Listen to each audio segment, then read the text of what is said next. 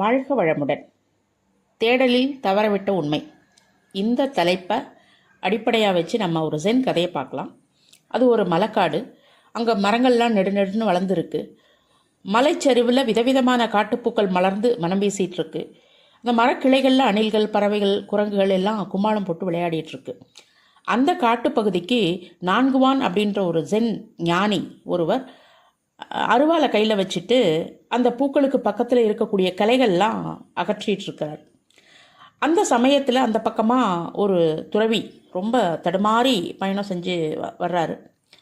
மலைச்செருவில் இவரை வேலை செஞ்சிட்ருக்கிறத பார்த்தோன்னே அவருக்கு ஒரு சின்ன சந்தோஷம். வேகமாக அவர்கிட்ட போய் நிற்கிறாரு. வேலையில் மூழ்கி இருந்த நான்குவான் தன்னுடைய அருகில் யார் நிற்கிறாங்க அப்படின்னு அவர் கவனிக்கலை. உடனே குரல் கொடுக்குறாரு. ஐயா அப்படின்னு கூப்பிடுறாரு. அப்போ தான் நான்குவான் நிமிர்ந்து பார்க்குறாரு. உடனே அவர்கிட்ட அந்த துறவி சொல்கிறாரு, அவசர அவசரமாக சொல்கிறாரு, ஐயா எனக்கு இந்த காட்டில் வழியே தெரியல, புகழ்பெற்ற குருவான நான்குவானின் மடாலயம் எங்கே இருக்குது, அதுக்கு எப்படி போகணும் அப்படின்னு கேட்குறாரு. நான்குவான் பதில் சொல்கிறாரு, நான் இந்த அருவாளை 3 வெள்ளிக்காசு கொடுத்து வாங்கினேன் அப்படின்னு சொல்கிறாரு.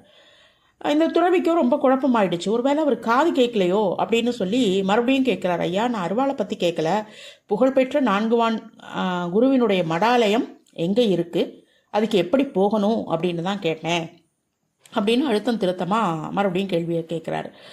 அதற்கு நான்குவான் பதில் சொல்கிறாரு, இந்த அருவா இவ்வளோ கூர்மையாக இருக்கிறதுனால எவ்வளோ உபயோகமாக இருக்குது தெரியுமா அப்படின்னு பதில் சொல்லி முடிச்சுடுறாரு. இதுதான் கதை.